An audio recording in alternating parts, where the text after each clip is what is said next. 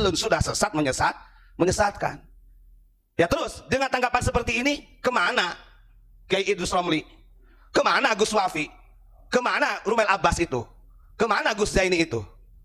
Jangan hanya membela kemudian dari kesalahannya kamu tutup-tutupi, berarti itu namanya asobiyah. Terus dia memberikan fatwa begini fatwanya, kalau buat cucu Rasul tato itu berkah, tapi kalau buat pribumi tato itu kriminal gitu. Nih ini tulisannya nih, Pak Sakur bisa di zoom biar dibaca nih.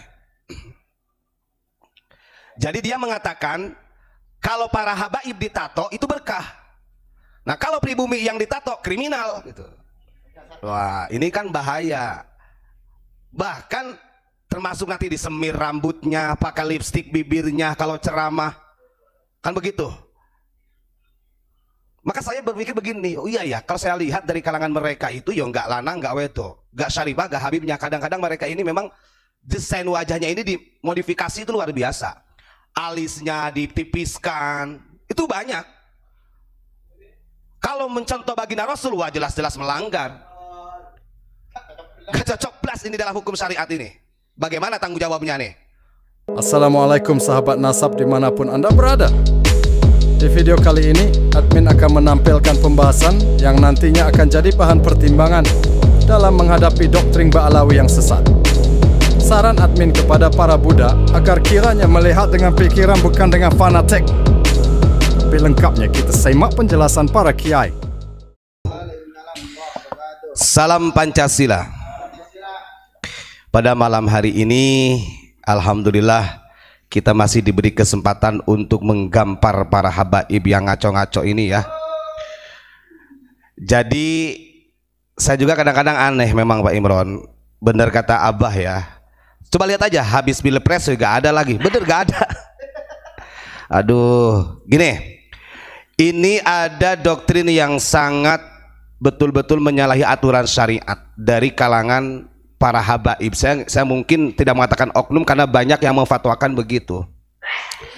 Di antaranya itu ada si Habib Bagir ini juga yang kemarin kita bahas, bin Hani bin Yahya As-Segab itu, dia mengatakan begini. Ini supaya nanti paham, kita akan mengetahui, oh pantesan kalau stylenya para habaib ini sangat berbeda dengan orang Nusantara. Nih ada, saya dikirimi oleh di grup ya, bagaimana tanggapannya kan menurut kita yang belajar di pesantren mengenai hukum bertato. Ini kan dia pembelaan kepada ayahnya Habib Hani yang bertato itu. Terus dia memberikan fatwa begini fatwanya, kalau buat cucu Rasul tato itu berkah, tapi kalau buat pribumi tato itu kriminal gitu. Nih ini tulisannya nih, Pak Sakur bisa di zoom biar dibaca nih. Jadi dia mengatakan kalau para habaib ditato itu berkah, nah kalau pribumi yang ditato kriminal gitu. Wah ini kan bahaya, bahkan termasuk nanti disemir rambutnya, pakai lipstik bibirnya kalau ceramah, kan begitu. Maka saya berpikir begini, oh iya ya, kalau saya lihat dari kalangan mereka itu ya nggak lanang, nggak wedo, nggak syarifah, nggak habibnya. Kadang-kadang mereka ini memang desain wajahnya ini dimodifikasi itu luar biasa.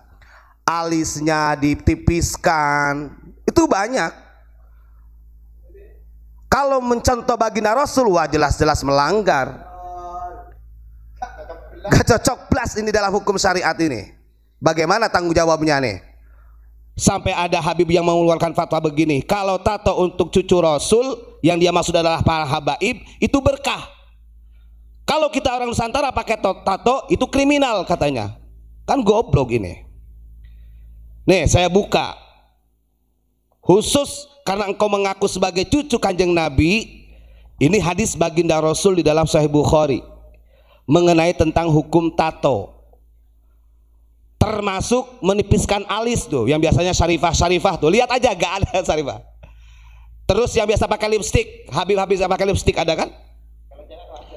Terus yang rambutnya dipirang-pirang pakai semir. Itu masya Allah itu modifikasi itu namanya. bukan natural. Jadi lucu. Kadang-kadang saya itu ini belajar ngaji apa tidak ya? Kalau buat cucu Rasul atau para habaib, tato itu berkah. Nggak kayak lu pribumi pakai tato, kriminal. Waduh, hajar ini ya. Begini, bocil, sopo manelah, pokoknya Habib sopo wae.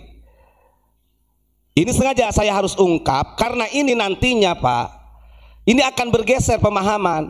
Wah, kalau begitu berarti kalau kita menjadi pencintanya umat Rasul, pecintanya dzurriyyah Rasul, ada keringanan kalau pakai tato. Maka jangan salahkan sekian banyak muhibin PHBI, pecinta Habib Bahar yang ada di Jawa Barat, rame-rame semuanya disemir. Gayanya, ngomongnya, caranya sama. Ini orang ini nggak ngerti agama. Kan begitu. Nah, ini penyelewengan akidah. Saya beberapa hari yang lalu sudah berulang-ulang. Kalau orang itu sudah mencintai orang yang salah, yang dianggap sebagai junjungan padahal dia ini bukan, dua faktor yang akan menjadikan kebahayaan dirinya. Akidahnya rusak, mentalitas rusak, kerusakan. Masya Allah. Nih dengerin, di dalam hadis Sahih Bukhari ini sangat banyak membahas tentang modifikasi fi khalqillah. Kita akan diciptakan oleh Allah, dimodifikasi macam-macam. Ini sangat-sangat melanggar agama. Nanti saya buka di dalam syarah I'anatul Thalibin juga, karya Sayyid Abu Bakar Syato, bukan Habib, Sayyid Abu Bakar Syato. Begini, hadis yang ke-5942.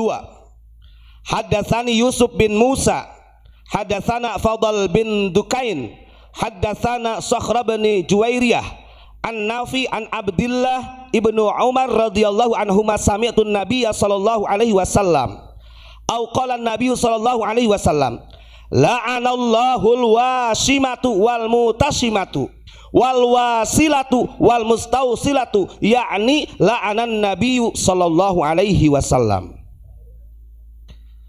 Hukum bertato ini jelas-jelas haram. Di dalam hadisnya, walaupun secara matan hadis di sini ditunjukkan untuk perempuan, nanti kita baca dalam syarahnya. Karena kadang-kadang nanti ada pembelaan, hadis itu kan untuk wasimah, perempuan yang bertato, bukan laki-laki. Biasanya mereka begitu dawirnya. Rasulullah SAW bersabda, Allah Subhanahu wa ta'ala melaknat para wanita yang ditato ataupun wanita yang minta dibikinkan tato. Ingat. Lah ini kau perempuan, di dalam syarah Fathul Mu'in dalam kitab I'anatul Thalibin karya Sayyid Abu Bakar Syato, beliau menjelaskan, zahaba jumhurul ulama'i fi haramil wasm minan nisa'i war rijali. Makanya dah mereka, saya itu karena begini, mereka kan gak pernah ngaji Fathul Mu'in, gak pernah ngaji karya-karya ulama Sayyid Asy-Syarif. Mereka pokoknya ngaji kitabnya harus ada Al-Muhdar, Al-Atas, As-Segab, As-Senu, salah. Wes, pokoknya gitulah.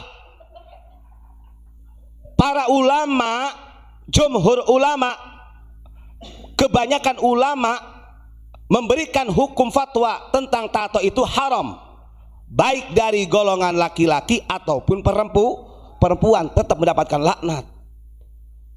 Ini ada Habib mengatakan kalau tato yang dibikin oleh habaib mah berkah, pribumi kriminal dari mana? Dalam hadis ini ya tidak dibeda-bedakan hal amaliyah, ubudiyah, ini mau keturunan Nabi mau bukan, sama rata. Termasuk mukallifin, kategorinya orang mukallaf. Orang mukallaf ini sama rata, hukum syariatnya sama, dalam kaifiyah thariqahnya juga sama, gak ada perbedaan. Kalau begitu, kalau memang ini dibedakan karena dzurriyyah Nabi, kenapa ada hadis Nabi mengatakan, andaikan Fatimah ini Sarikoh, Fatimah ini putriku yang nyolong, tetap akan saya potong tangannya sebagai kisos. Ini hadis sahih Kanjeng Nabi. Artinya Kanjeng Nabi tidak pernah membeda-bedakan hukum syariat kepada anaknya ataupun bukan, sama rata. Ya kalau begitu sholat berarti nggak wajib dong buat cucu Rasul. Andai kata dibeda-bedakan, kan enggak. Nah ini kekeliruan nalar dalam keilmuan, kan bahaya.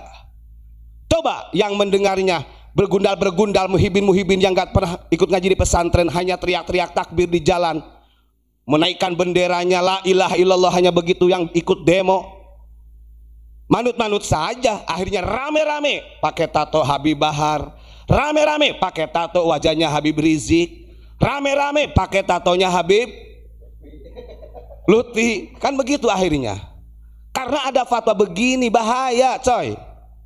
Waduh, ini sangat membahayakan umat. Wasam itu haram, ya. Adapun di dalam syarah I'anatul Talibin, para ulama berpendapat ikhtilaf begini. Kalau ada anak kecil sebelum balik dia bertato, bikin tato, maka ketika dia sudah balik tidak wajib dihapus. Ini dalam syarah I'anah. Terus kemudian kalau dia sudah balik kemudian bikin tato yang tujuannya hanya sebagai tanda pengenal, maka dia juga tidak wajib untuk dihapus. Yang wajib dihapus itu ketika dia pakai tato litafakhur, untuk gagah-gagahan, apalagi jenis tatonya yang akan menghalangi untuk mandi junub, maka dia harus taubatan nasuha dan harus dihilangkan. Itu dalam syarah manhajnya Imam Syafi'i. Buka saja dalam I'anah. Kalau belum balik dia bikin tato, ditato nih, udah dewasanya nggak wajib, tidak wajib dihilangkan. Zaman dulu itu memang ada Pak. Saya masih ingat zaman nenek-nenek dulu itu ada istilahnya, bukan ya istilah sekarang mungkin tato. Jadi anak-anak jadi dikasih tanda Pak. Ada, itu tuh pengenal. Ya dikasih tanda bikinan gitu ya. Bikinan ini nggak bikinan, dibikinan. Nah kalau tujuannya untuk tanda pengenal saja, dalam I'anatul Talibin juga disampaikan tidak wajib dihapus. Sekarang saya tanya, bapakmu ini loh Habib Hani, kapan ditatonya? Kan begitu. Jangan karena bapaknya bertato kemudian kamu melanggar syariat Rasulullah. Katanya cucu Rasulullah, tapi syariat Rasulullah tidak diindahkan, justru menyesatkan umat. Namanya dhalun mudillun, sudah sesat, menyesatkan.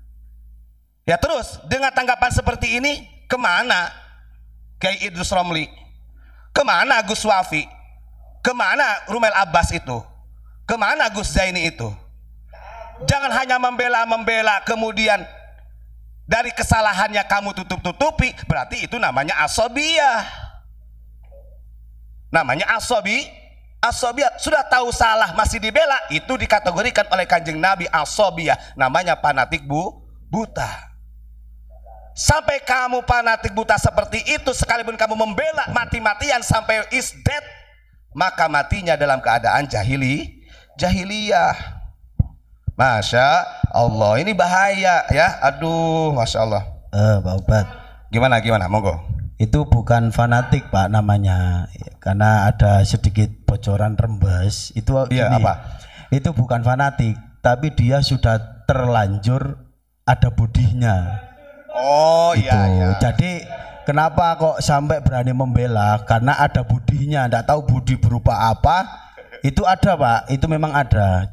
Jadi sebetulnya dia itu tahu kalau yang dibela itu salah, cuman Betul. sudah terlanjur balas budi gitu. Monggo dilanjut. Kalau begitu lebih bahaya lagi berarti ini mah ya, lebih bahaya daripada asobiyah kalau karena ada budinya. Waduh, dua faktor ya. Aduh, nah ini makanya aduh. Terus ada juga orang yang sempat membela begini. Makanya kadang-kadang orang itu kan melihat, contoh lah, ada satu pengajian di Majlis Talim Az-Zahra, Az-Zikra namanya. Itu ada salah satu oknum Habib, itu dia ngisi jamaah ibu-ibu, banyak Majlis Talim ibu-ibu. Kemudian dia ditanya mengenai tentang hukum syariat, padahal bab fikih gitu kan. Ini kalau orang ngerti, carilah yang ahlinya gitu. Jangan sampai hanya karena dia ini dimodifikasi wajahnya seakan-akan Masya Allah wajahnya Habib Anu mencerminkan Rasulullah, pret itu dimodifikasi, itu perawatan itu.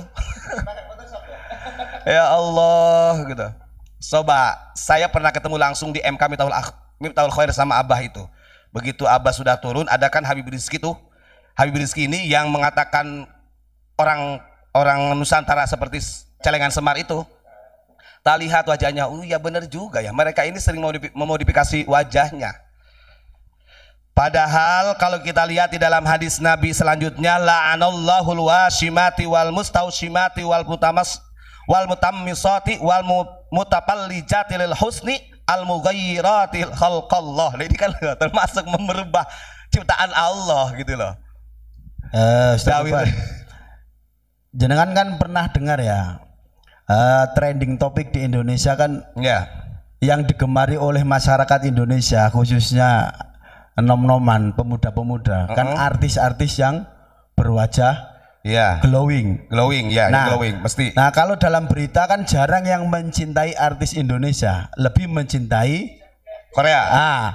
Karena yang dilihat drakor. Bukan ininya, bukan apa isi itunya, karena memang melihat glowingnya. Makanya dia meniru itu tuh ceritanya itu. Betul. Monggo dilanjut. Nah kalau begitu kan bahaya. Kita ini mencontoh. Maka adat dalam Islam itu bagaimana kita mencontoh guru ini, paling utama adalah attitude-nya. Dari akhlakul karimahnya yang dicontoh, bukan fashionnya, bukan stylenya. Ini sangat keliru. Kalau seperti itu hanya mengikuti stylenya, mengikuti budayanya, caranya mereka, gayanya mereka, yang ada bukan Islam nantinya. Karena mereka nggak mengerti cara-cara mereka. Makanya begini nih, kenapa Mujib menyampaikan, orang Indonesia ini masih gumun dengan cara berpakaian mereka, dengan menggunakan gutroh, menggunakan imamah, menggunakan jubah gitu kan, gamis gitu kan. Padahal ngapunten, orang Yahudi sana yang ada di Israel itu gutronya bagus-bagus loh. Bahkan tukang onta pakai gutro juga mereka. Artinya itu pakaian tradisi Arab mereka gitu loh. Ini masih hingga ada pakaian jubah, pakai imamah sampai berapa ini loh berita, sampai besar itu dianggap syekh besar. Nah ngapunten, ini ada yang paling bahaya lagi, ngapunten ya. Di tempat lokalisasi Arab sana ya, apalagi sekarang itu Pak, di Dubai coba lihat, goyang-goyang pakai gutro, pakai jubah mereka di tempat lokalisasinya. Artinya stylenya mereka itu bukan mencerminkan Islam. Waduh, sadar saudara ya, pahami betul agama itu. Emang kalau di sana orang Israel nggak pakai jubah, pakai jubah juga. Jadi kita mah ditiru. Yang repotnya lagi itu orang Indonesia dengan gaya-gayanya pakai jubahnya sama, gaya-gaya seperti mereka. Aduh. Nah ini kalau masuk kategori man tasyabbah biqaumin huwa minhum, bahaya kamu. Sudah mereka karakternya begitu, nanti kamu dikategorikan orang seperti mereka. Kembali ya, ingat hukum tato ini sudah jumhur ulama haram. Minar rijali wan nisa, laki-laki ataupun perempuan, dan itu sama rata, gak dibeda-bedakan, mau cucu Nabi, mau duriyah Nabi ataupun bukan, tetap hukumnya sama. Maka kalau ada Habib yang ngomong seperti ini, kalau buat cucu Rasul tato berkah, itu goblok, itu bohong, itu gak punya ilmu, itu namanya gak ada dasarnya. Aduh, kalau buat pribumi kriminal ini kan secara tidak langsung dengan fatwanya itu ingin menjatuhkan apa namanya, diskriminasi pribumi kan begitu. Ini bahaya tuh. Pokoknya dawir-dawir yang mereka kita perhatikan terus. Banyak yang melenceng-melenceng dari aturan agama. Na'udzubillahi min dzalik. Buka saja kalau nggak percaya di dalam Sahih Bukhari dari mulai hadis yang ke 5940 sampai 5948 itu tentang masalah tato. Itu ya. Jadi jangan sampai salah menyampaikan. Nah ini nanti ditiru, makanya banyak saya lihat itu Pak, orang-orang yang ikut laskar sekarang gaya-gayanya gitu semua, disemir, rame-rame disemir, gaya pakai rambut apa, iya rambutnya pirang, rame-rame begitu, terus kemudian jubahnya juga sama, gitu kan, supaya Nah itu. Ya ini karena kita bahas karena memang ada Habib yang berfatwa begitu. Kalau nggak ada fatwa begitu nggak mungkin kita bongkar. Karena ini kalau sudah menyebar ke masyarakat luas, nanti masyarakat Indonesia rame-rame seperti mereka dong. Laki-laki pakai lipstik, rambutnya pirang, ditato lagi. Iya, alasan betul. Alasan mereka itu branded, betul. Nah ini kan membahayakan umat ya. Sudah, pokoknya jangan percaya. Itu yang saya sampaikan. Karena ini kalau dibiarkan akan menjamur. Nanti banyak anak muda kita ini yang kalau nanti dia mahabbahnya kepada para habaib ngikut seperti mereka gayanya. Naudzubillahimin dzalik. Makanya benar kata Pak Mujib, wah ini bisa lebih hina daripada kal an'am ya, balhum adol gitu. Itu saja yang saya sampaikan. Terima kasih. Assalamualaikum warahmatullahi wabarakatuh.